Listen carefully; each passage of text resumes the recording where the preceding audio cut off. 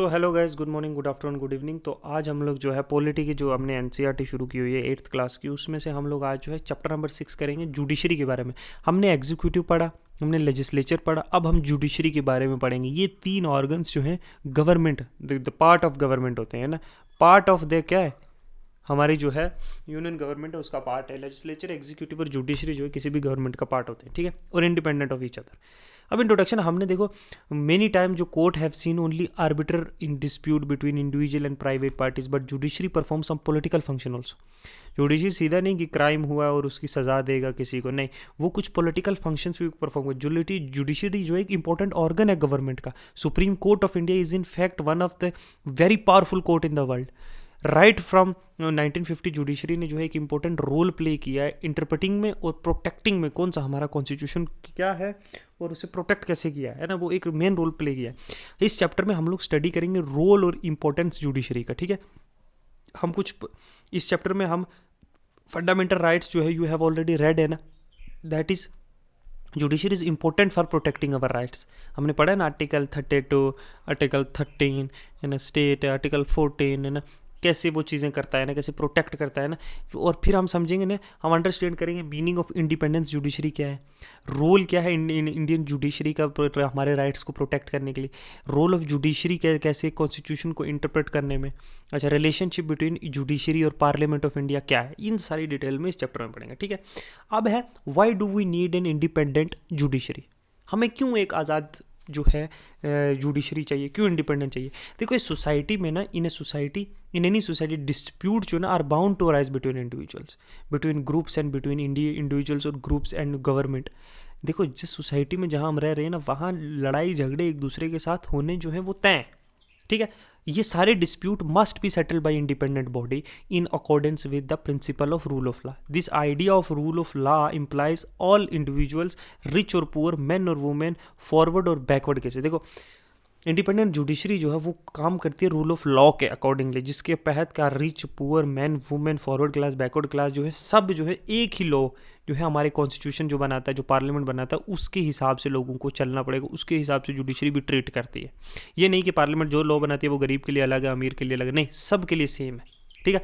तो principal role जो है जुडिशरी का वो प्रोटेक्ट करना रूल ऑफ लॉ और इंश्योर करना कि सुप्रीमेसी ऑफ लॉ, कि लॉ हमारे सबसे बड़ा है। यहाँ पे अमीर क्राइम करेगा तो उसको भी उतनी जेल होगी, गरीब करेगा उतनी भी होगी, सबके लिए बराबर है।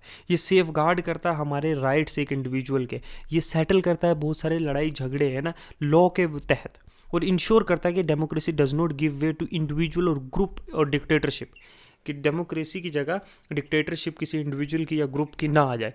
इन ऑर्डर टू एबल दिस, ये नेसेसरी है कि जुडिशरी जो है इंडिपेंडेंट हो, किसी बिना किसी पॉलिटिकल प्रेशर के।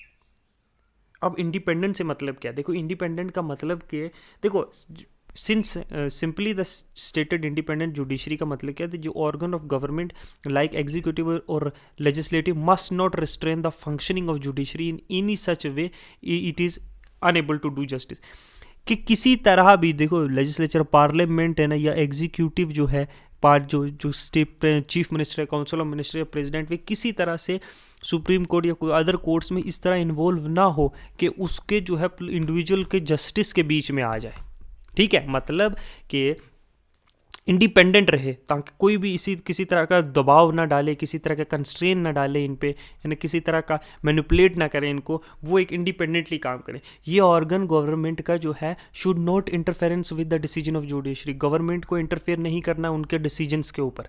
ये नहीं कि किसी लॉ को अनकॉन्स्टिट्यूशनल कर दिया तो क्या है पार्लियामेंट माने ही ना कि नहीं हम नहीं मानते, या फिर कोई अपना जज बिठा के किसी लॉ को पास करवा दिया, नहीं, उस तरीके से नहीं। जजेस must be able to perform their function without fear और फीवर, बिना किसी फेयर के या फेवर के जो है किसी को देने के बजाय जो है लॉ पास होंगे, ठीक है। फिर है इंडिपेंडेंस जुडिशरी जो है डज नॉट इम्प्लाई आर्बिट्रेरीनेस और absence of accountability. Judiciary is a part of democratic political structure. अब इंडिपेंडेंट जुडिशरी का ये भी मतलब नहीं है कि जजेस अपनी मर्जी से जो मर्जी सुना दे, है ना, वो भी नहीं है। ये एक पार्ट है पॉलिटिकल स्ट्रक्चर का, ये कंट्री का, इसे ये अकाउंटेबल है कॉन्स्टिट्यूशन का। आउट ऑफ कॉन्स्टिट्यूशन जुडिशरी भी काम नहीं कर सकती, समझे। जुडिशरी का आउट ऑफ कॉन्स्टिट्यूशन काम करेगी तो क्या है, इम्पीचमेंट हो जाएगा जजेस का, या कोर्ट में को जो जजेस का जो है पार्लियामेंट जो है इम्पीच कर सकती है। ये एक डेमोक्रेटिक ट्रेडिशन है, people of country. How does independent judiciary provided and protected? देखो कॉन्स्टिट्यूशन ने जो है इंश्योर किया है कि जुडिशरी जो है इंडिपेंडेंस हो, बहुत सारे मेजर्स लेके। Legislature is not involve in the process of appointment of जजेस, अपॉइंटमेंट जो है जजेस की उसमें लेजिस्लेचर इन्वॉल्व नहीं है। There though it is was believed कि party politics would not play a role in process of appointment. जो पार्टी पॉलिटिक्स है वो कोई रोल प्ले नहीं करेगी जजेस के अपॉइंटमेंट। अगर जजेस यही पार्टियां जो है नॉमिनेट करने लगी तो फिर तो इंडिपेंडेंट ऑफ जुडिशरी खत्म में आ जाएगी, जो जिनको ये फेवर करेंगे वही अपॉइंट होंगे, तो वो चीज़ें नहीं। In order to appointment as a judge, a person must have a experience as a lawyer or must have been well versed in law। या तो वो एक लॉयर होना चाहिए या वेल वर्स्ड होना चाहिए लॉ में, मतलब उसे लॉ जो है अच्छी तरीके से आना चाहिए। पॉलिटिकल ओपिनियन जो उस पर्सन का या उसकी party loyalty should not criteria for appointment of जजेस। किसी पार्टी की तरफ लॉयल्टी या कोई पॉलिटिकल ओपिनियन की ज़रूरत नहीं है उसे जज बनने के लिए। इसका टेन्यूर जो है फिक्स कर दिया गया है कॉन्स्टिट्यूशन के अलावा, है ना। He they hold office till reach the age of retirement. वो ऑफिस होल्ड करते हैं जब तक वो एज ऑफ रिटायरमेंट नहीं पहुंचते, ठीक है। किसी एक्सेप्शनल केस में जो होता है वो क्या होता है कि जो जजेस हैं वो रिमूव किए जा सकते, बट अदरवाइज जो सिक्योरिटी है टेन्यूर की है ना, सिक्योरिटी ऑफ टेन्यूर जो इंश्योर करता है जजेस के फंक्शन करने का विदाउट फेयर और फेवर। जब उनका टेन्यूर कोई उनको निकाल नहीं सकता उनके टेन्यूर से पहले, तो वो क्या है, वो किसी को फेवर देने के लिए फीवर के लिए नहीं होता है, ताकि और जजेस को जो है रिटायरमेंट के बाद भी जो है गवर्नमेंट में जॉब नहीं मिलती है तो उनको कोई क्या ही फेवर देगा कोई, है ना। तो constitution prescribe very difficult procedure for removal of जजेस। देखो कॉन्स्टिट्यूशन कैसे है, प्रोसीजर रिमूवल ऑफ जजेस को जो है ना, ये क्या है डिफ़िकल्ट इसलिए ये प्रोसीजर रखा हुआ है ताकि कोई फेवर ना कर सके, ताकि कोई जल्दी निकाल ना सके। ये सिक्योरिटी देता है उस ऑफिस की, है ना, मेंबर ऑफ जुडिशरी को। जुडिशरी जो है not financially dependent either on executive या जुडिशरी। जो कॉन्स्टिट्यूशनल फंड ऑफ इंडिया से जो है जजेस की जो है पे होती है ना, तो वो उसको अप्रूव करना जो है लेजिस्लेचर के हाथ में नहीं होता है, ठीक है। उस पर बात कर सकते हैं बट दे कैन नॉट पे, वो चार्ज होती है उन constitutional consolidated fund of India से, ठीक है। ये इम्यून होते हैं किसी पर्सनल क्रिटिसिज्म से, ठीक है। ये judiciary has a power to penalise those who found guilty to contempt of court. ये कंटेम्प्ट ऑफ कोर्ट पे जो है पिनिलाइज कर सकते हैं। अथॉरिटी है कोर्ट के पास टू इफेक्टिवली प्रोटेक्शन ऑफ जजेस from unfair criticism. Fair criticism कर सकते हो लेकिन अनफेयर क्रिटिसिज्म करोगे तो कंटेम्प्ट ऑफ कोर्ट लग जाएगा। Parliament cannot discuss the conduct of judges except the proceeding of removal of judges being carried out। Parliament में जो है कंडक्ट जो है जजेस का नहीं डिस्कस किया जा सकता।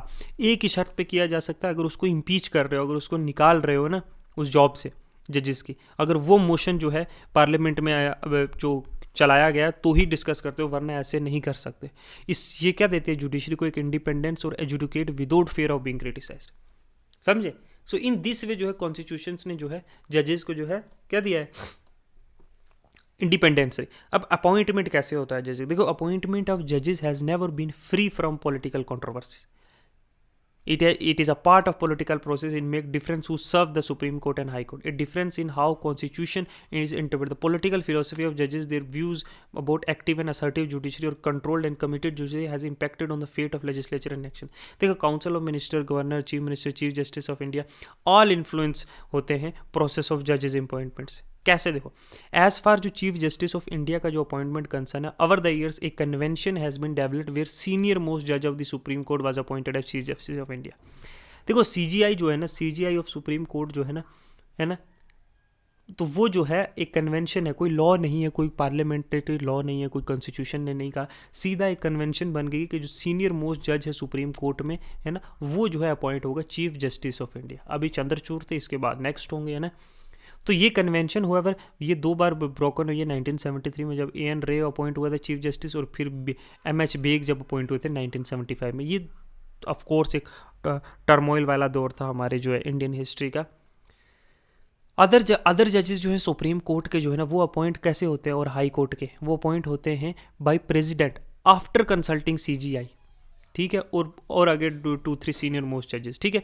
द मैटर देखो, ये मैटर केम आया सुप्रीम कोर्ट के पास again and again in 1892, 1998। Initially जो कोर्ट का फेल्ट के रोल जो है चीफ जस्टिस का, वो प्योरली कंसल्टेटिव है, मतलब वो कंसल्टेटिव काम है, सिर्फ बता सकता है प्रेसिडेंट को कि ये चूज़ कर सकते हो। प्रेसिडेंट अपनी मर्जी से भी कर सकता है, लेकिन फेल्ट के रोल जो चीफ जस्टिस प्योरली कंसल्टेटिव है। Then it took the view के ओपिनियन जो चीफ जस्टिस का वो फॉलो ही करना पड़ेगा प्रेसिडेंट को, Finally, Supreme Court come up with a novel procedure.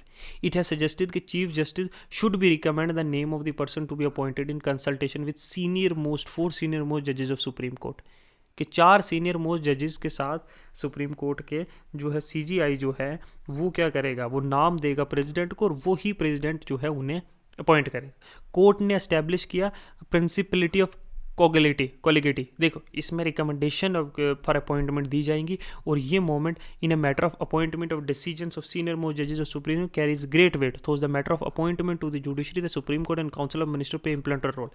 देखो ये कुछ नाम देगी ना, है ना, 5 4 3 ये ऐसे नाम देगी 4-5 है ना, कि इन लोगों को अपॉइंट किया जाए. कौन? CGI और सीनियर मोस्ट क्या है, 4 सीनियर मोस्ट जजेस ऑफ सुप्रीम कोर्ट. ये नाम देंगे प्रेसिडेंट को और प्रेसिडेंट किसकी एड और एडवाइस पे चलता है, काउंसिल ऑफ मिनिस्टर्स के.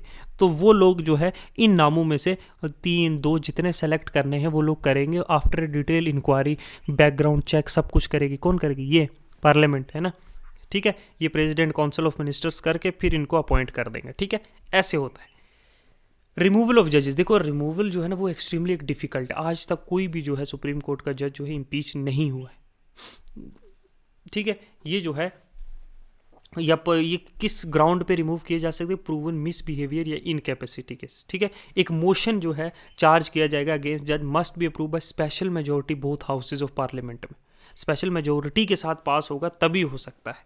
उसके लिए जो है नोटिस भी दिया जाएगा जज जिसके खिलाफ जो है ये मोशन चला है रिमूवल का ना, वो अपनी सफाई भी दे सकता है. 14 डेज प्रायर शायद ऐसा होता है मोशन, है ना, वो अपनी सफाई भी दे सकता है. ठीक है, एक रिमूवल ऑफ जज जो है इट इज़ क्लियर कि प्रोसीजर जो है रिमूवल ऑफ द जज जो है वो बहुत डिफिकल्ट प्रोसेस है अनलेस एक जनरल कंसेंसस हो मेंबर ऑफ पार्लियामेंट में, जो बड़ा डिफिकल्ट होता है क्योंकि different types of parties are there in parliament, है ना. तो जज can not be removed. It should be notice that while in making an appointment the executive play crucial role. The legislature has a power to removal. This has ensured both the balance of power and independence of judiciary. ठीक है, तो removal जो है बड़ा क्योंकि special majority की ज़रूरत होती है. ठीक है, एक कमेटी बनती है जज की ना, उनको क्या लगाया जाता है कि पीछे जो जो जो इस पे इल्ज़ाम लगे उनको देखने के लिए. ठीक है, अगर वो इल्ज़ाम सही प्रूफ होते हैं, है ना, तो फिर क्या है इसको रिमूव करने के लिए नेक्स्ट इनिशिएशन होता है कि स्पेशल मेजोरिटी जो है पार्लियामेंट की लगेगी और फिर जो अगर स्पेशल मेजोरिटी के साथ वो मोशन पास होता है तो रिमूव कर दिया जाता है ना. अगर कोर्ट पाएगी कि ये जो इल्ज़ाम है ये बेबुनियाद है तो वो मोशन जो है आगे फॉरवर्ड ही नहीं होगा. अगर हो गया, अगर वो स्पेशल मेजोरिटी का से नहीं पास हुआ तो भी नहीं होगा.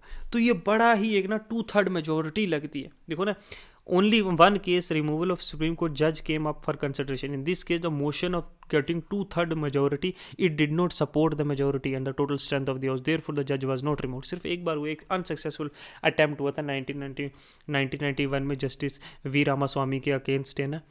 तो वो जो है अक्यूज़ हुए थे मिस अप्रोप्रिएट फंड्स के लिए पंजाब और हरियाणा में, लेकिन वो जो है पास ही नहीं हुआ. स्ट्रक्चर क्या है? देखो स्ट्रक्चर देखो किसका, सुप्रीम कोर्ट का हम लोग स्ट्रक्चर देखते हैं. ठीक है, सबसे ऊपर आता है हाई कोर्ट है. उसके डिसीजन जो है बाइंडिंग होते हैं बाकी सब कोर्ट्स पे. वो कैन ट्रांसफर जजेस of high court, can move from any court to itself, है ना. कोई भी केस जो है हाई कोर्ट को ट्रांसफर कर सकता है. कोई भी केस किसी भी कोर्ट से अपने अंडर ले सकता है ना. Can transfer from one high court to another. जजेस को एक हाई कोर्ट से दूसरे हाई कोर्ट ट्रांसफर कर सकता है ना. ऐसा है. उसके नीचे आता है फिर सेकंड नंबर पे, ये ऊपर है सब टॉप ऑफ द हायरार्की में, है ना. ये दूसरे नंबर पे आता है नीचे, उससे नीचे हाई कोर्ट. ये भी अपील सुनती है लोअर कोर्ट्स की, जो district subordinate court, municipal court जो भी है ना. ये रिट्स इशू करती है फंडामेंटल राइट्स के लिए. सुप्रीम कोर्ट भी करती है, हाई कोर्ट भी करती है. Can deal in cases with in the jurisdiction of state. ये ऑल ओवर सुप्रीम कोर्ट जो है all over the India case सुन सकती है ना. लेकिन हाई कोर्ट जो है विद इन इसकी टेरिटोरियल क्या है, एक्सटेंड, मतलब स्टेट की जितनी ही बाउंड्री है उसके अंदर उसकी जुरिस्डिक्शन है. ठीक है, एक्सरसाइज कर दिया सुपरडेंस और कंट्रोल और लोअर कोर्ट्स के ऊपर. ठीक है, उसके नीचे आती है डिस्ट्रिक्ट कोर्ट. देखो डिस्ट्रिक्ट कोर्ट जो है ना वो डील करती है केसेस जो अराइज होते हैं डिस्ट्रिक्ट के अंदर. एक डिस्ट्रिक्ट, पर्टिकुलर डिस्ट्रिक्ट है उसके अंदर जो केसेस है.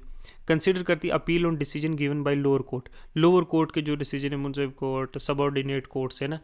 Decision cases involving serious criminal offence, serious जो क्रिमिनल ऑफेंसेज है ना उनके ऊपर जो है डिस्ट्रिक्ट कोर्ट देखती है. उसके नीचे भी आती है एक जो है सबऑर्डिनेट कोर्ट, है ना. सबऑर्डिनेट कोर्ट्स में देखो जो कंसीडर किए जाते हैं सिविल केसेस भी, क्रिमिनल केसेस भी. देखो सिविल केसेस वो हो गए रिलीजियस मैरिज, डिवोर्स, ये ऐसी चीज़ें है ना, नॉर्मल. क्रिमिनल केसेस हो गए लड़ाई झगड़े, कत्ल, कोई कुछ और क्राइम, है ना, उसके लिए। जुरिस्डिक्शन जो है सुप्रीम कोर्ट की, मैंने आपको बताया ना, जुरिस्डिक्शन जो है सुप्रीम कोर्ट की ना, सुप्रीम कोर्ट जो है वेरियस टूल्स से जो है अपनी जुरिस्डिक्शन अप्लाई करते हैं। जैसे ओरिजिनल जुरिस्डिक्शन, देखो ओरिजिनल जुरिस्डिक्शन सुप्रीम कोर्ट की क्या है, जो सेटल करे dispute between union and state and among state. देखो एक स्टेट और दूसरी स्टेट का झगड़ा है ना, या स्टेट दो स्टेट्स का जो है वर्सेस किसके झगड़ा है, यूनियन के, गवर्नमेंट के, या यूनियन और स्टेट का झगड़ा है, तो इसमें जो है ओरिजिनल जुरिस्डिक्शन किसकी है, सुप्रीम कोर्ट की है, हाई कोर्ट की नहीं है। याद रखना, ओरिजिनल जुरिस्डिक्शन मतलब सीधा सुप्रीम कोर्ट जाओ, ठीक है। एप्लाइड जुरिस्डिक्शन मतलब, एप्लाइड का मतलब समझो कि अपील के बाद, थ्रू अपील की जा सकती है जुरिस्डिक्शन है। Tries appeal from lower court, जैसे सिविल, क्रिमिनल या कॉन्स्टिट्यूशनल केसेस में जो है अपील कर सकते हो हायर कोर्ट में, समझे, ये अप्लाइड जुरिस्डिक्शन है। एडवाइजरी जुरिस्डिक्शन मतलब जिसमें जो है एडवाइस दी जा सकती है। देखो प्रेसिडेंट को एडवाइस देती है मैटर, किसी पब्लिक इंपॉर्टेंस या लॉ के मैटर में जब एडवाइस देती है, तो सुप्रीम कोर्ट की यहाँ अप्लाइड जुरिस्डिक्शन है। प्रेसिडेंट हाई कोर्ट से जाके थोड़ी पूछेगा, सुप्रीम कोर्ट से डायरेक्ट पूछेगा। फिर है रिट्स, मैंने आपको रिट्स के बारे में पिछले यूनिट में बताया था, जब फंडामेंटल राइट्स वाले यूनिट में, कि हैबियस कॉर्पस, मैंडेमस है ना, प्रोहिबिशन, केरो वारंटो है ना, ये जो है जो प्रोटेक्ट करने के लिए फंडामेंटल राइट जो है इंडिविजुअल्स की, ये रिट जुरिस्डिक्शन। कुछ स्पेशल पावर्स भी हैं कि can grant special leave to of appeal from any judgment और matter passed by any court in territory of India, ठीक है, किसी भी कोर्ट की जो अपील को जो है, ये भी एक स्पेशल पावर है। ओरिजिनल जुरिस्डिक्शन के बारे में हमने देखा, कोई भी मैटर जो स्टेट्स का है ना, यूनियन या स्टेट्स का कोई भी डिस्प्यूट है, उसके लिए ओरिजिनल जुरिस्डिक्शन है सुप्रीम कोर्ट, कि डायरेक्टली कंसीडर किया जा सकता है सुप्रीम कोर्ट को इन मैटर्स के लिए। एक फेडरल कंट्री में जो है original jurisdiction lies with the supreme court of India, ठीक है। किसके, मैंने आपको बताया सुप्रीम स्टेट्स का, स्टेट वर्सेस स्टेट का भी हो सकता है, स्टेट वर्सेस यूनियन है उनका, दो स्टेट्स का और यूनियन का हो सकता है। इन चीज़ों में है ना, जो ओरिजिनल जुरिस्डिक्शन है वो सुप्रीम कोर्ट के पास होती है, किसी भी फेडरल स्ट्रक्चर में जो है ऐसा ही होता है, ठीक है। कॉन्स्टिट्यूशन इस बात को ले डाउन करता है। रिट जुरिस्डिक्शन के बारे में बताया, किसी का भी फंडामेंटल राइट वॉयलेट हो रहा है तो वेरियस जो है रिट्स का यूज़ कर सकते हैं ना।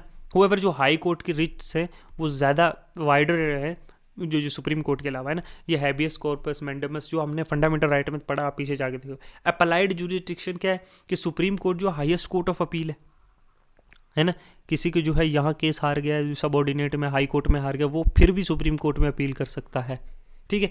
Person can appeal supreme court against a decision of high court, however high court must certify that the case is fit to appeal. लेकिन हाई कोर्ट को पहले जो है उसको सर्टिफाई करना होगा कि ये केस सुप्रीम कोर्ट में अपील किया जा सकता है, क्योंकि हाईएस्ट कोर्ट है भाई, उसमें और भी बहुत सारे काम है ना। और उस एक और शर्त है कि ये केस जो इन्वॉल्व करता है matter of interpretation of law या कॉन्स्टिट्यूशन का मैटर है। In additional in criminal cases में अगर लोअर कोर्ट जो है वो सेंटेंस कर दे किसी पर्सन को death, then the appeal can be made to the high court और सुप्रीम कोर्ट। अगर कोई लोअर कोर्ट है ना, डिस्ट्रिक्ट कोर्ट या सबऑर्डिनेट कोर्ट जो किसी को डेथ सेंटेंस सुना दे, तो जो है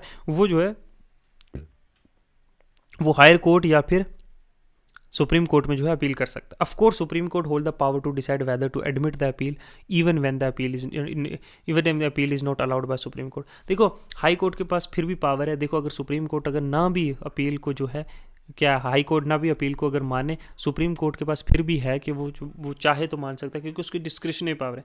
अप्लाइड जुरिस्डिक्शन जो है कंसीडर करती है लीगल केसेस, ज़्यादातर जो है जो रिलेटेड टू लॉ या कॉन्स्टिट्यूशंस होते हैं ना, जो चेंज जिनमें पाया जाए या जिसमें इंपॉर्टेंट इंटरप्रिटेशन करनी पाए, कोई न्यू इंटरप्रिटेशन इन्वॉल्व हो, तो जो है अप्लाइड जुरिस्डिक्शन में ज़्यादातर सुप्रीम कोर्ट उन केसेस को लेती है जिसमें मैटर ऑफ क्या हो, लॉ हो या कॉन्स्टिट्यूशनल इंटरप्रिटेशन हो।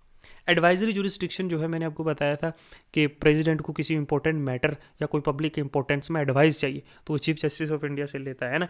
लेकिन ये जो है ना, ये president is not bound to accept such advice. अब एडवाइजरी जुरिस्डिक्शन में प्रेसिडेंट ने सिर्फ क्या किया है, एडवाइस ली है किससे, जो सुप्रीम कोर्ट से। वो ये नहीं है कि सुप्रीम कोर्ट जो एडवाइस देगी प्रेसिडेंट को माननी पड़ेगी, नहीं नहीं नहीं, वो ना भी माने तो चले जाएगा, ठीक है।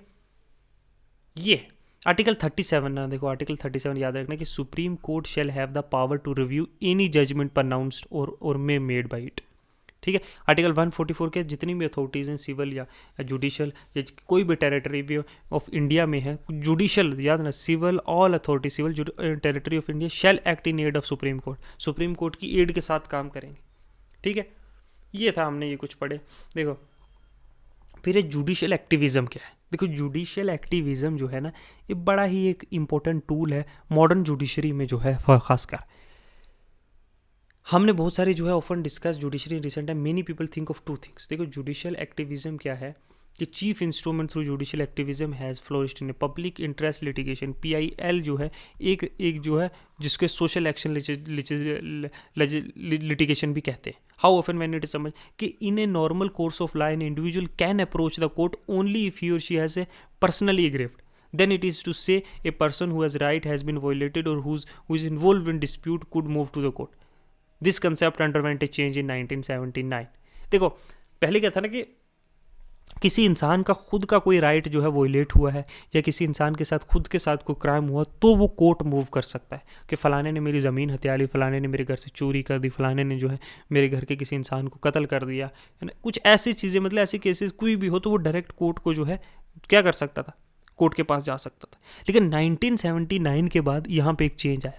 1979 में जो है कोर्ट ने एक सेट कर दिया trend when it decided to hear a case where a case was filed not by aggrieved person but by the other person on their behalf, कि सिर्फ जिसके साथ हादसा हुआ वो केस ना भी अप्लाई करे, कोई दूसरा भी कर सकता है उसके बिहाफ पे।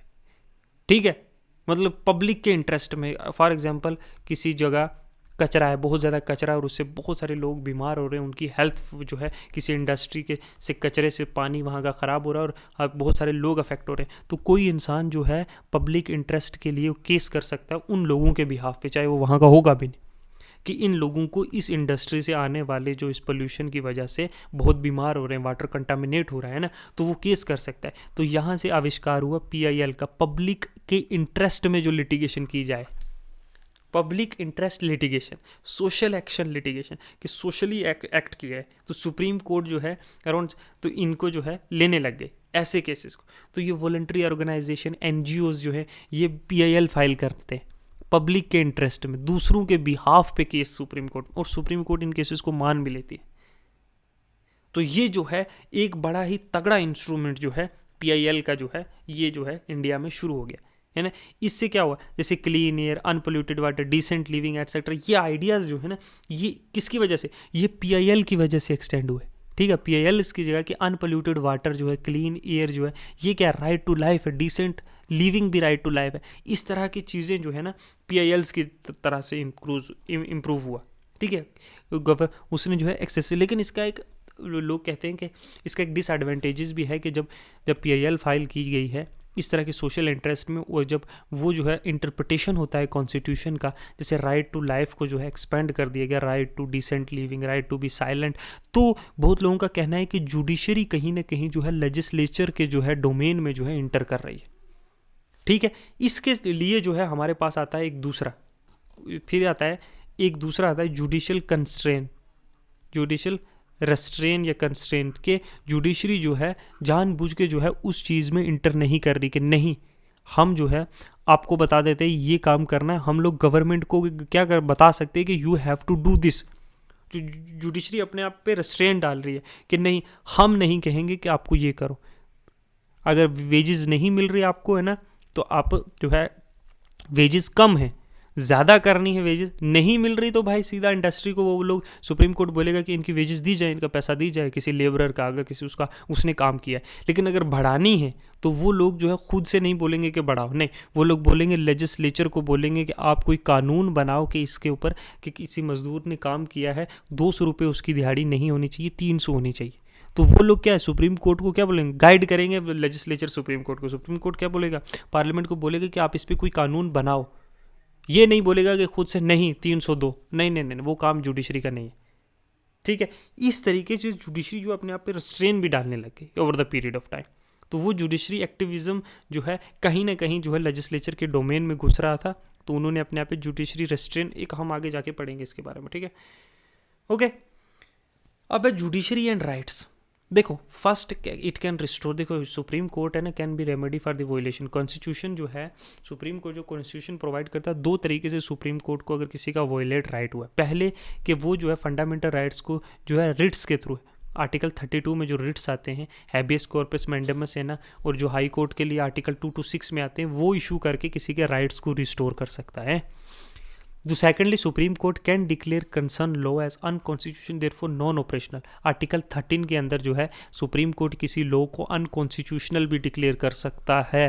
ठीक है, किसी लॉ को कि ये अनकॉन्स्टिट्यूशनल है अंडर आर्टिकल 13 क्योंकि वो वॉयलेट कर रहा है फंडामेंटल किसी के राइट को।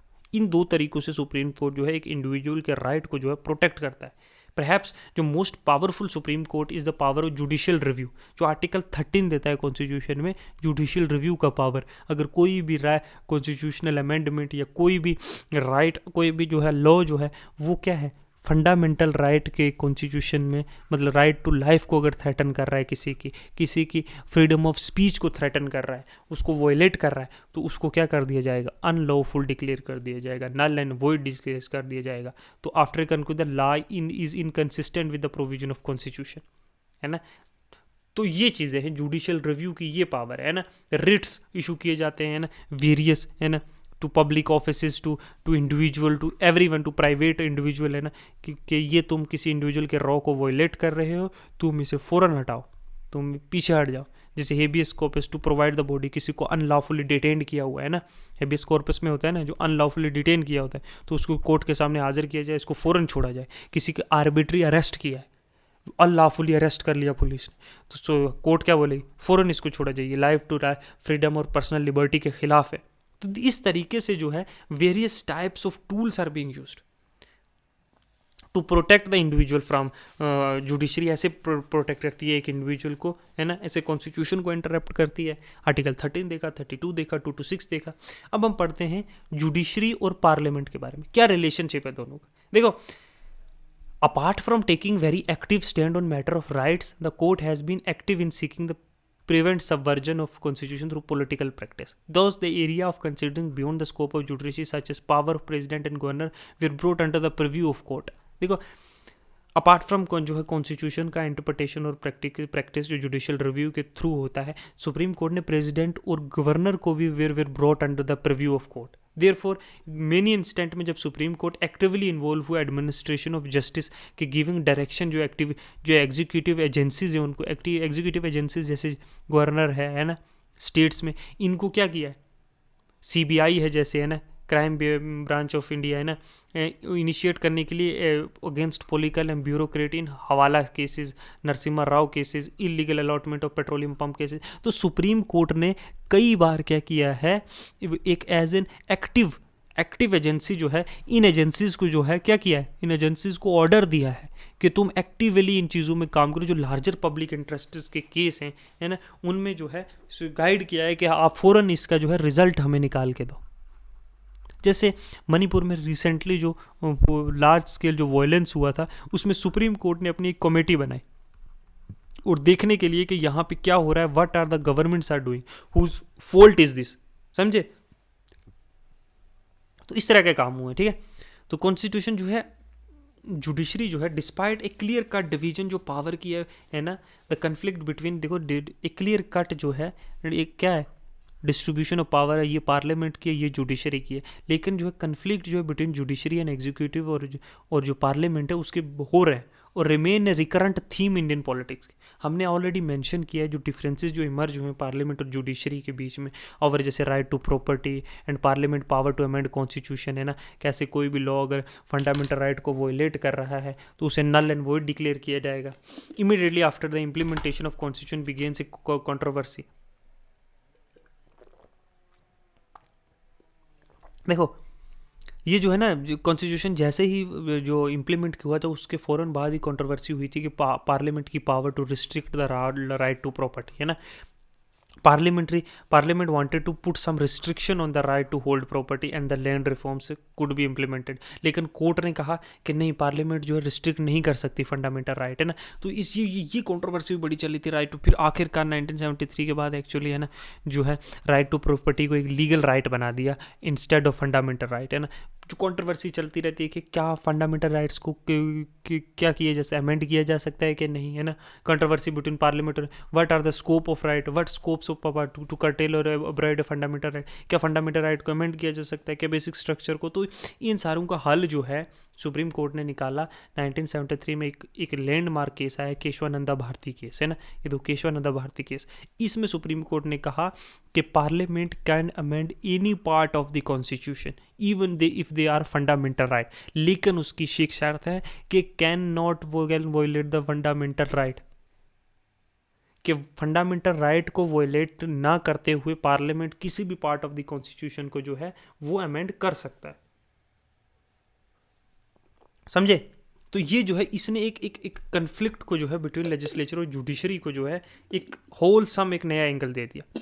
और अब पार्लियामेंट पूछने लगा कि फंडामेंटल राइट्स के बेसिक स्ट्रक्चर क्या है, तो सुप्रीम कोर्ट ने कहा कि हम फर्दर जजमेंट्स में जो है बताते रहेंगे कौन कौन सी चीज़ फंडामेंटल जजमेंट है, फंडामेंटल जो क्या है बेसिक स्ट्रक्चर का पास है। तो 1973 जो एक ऐसा है, एक वाटरशेड मार्क है जो केशवानंदा भारती केस था, उसके बाद सुप्रीम कोर्ट ने ये कहा कि parliament has a power to amend any part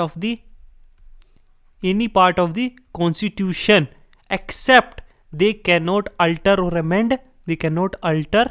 और अमेंड क्या बेसिक स्ट्रक्चर है जो कॉन्स्टिट्यूशन का बेसिक स्ट्रक्चर, जैसे सेकुलरिज्म, जैसे फेडरल, जैसे क्या है secularism, federal, independent judiciary, parliamentary government, है ना, ऐसी चीज़ें। ठीक है, ऐसी चीज़ें नहीं हटा सकता, है ना, बाकी कुछ भी कर सकता है। Executive accountability to the legislature.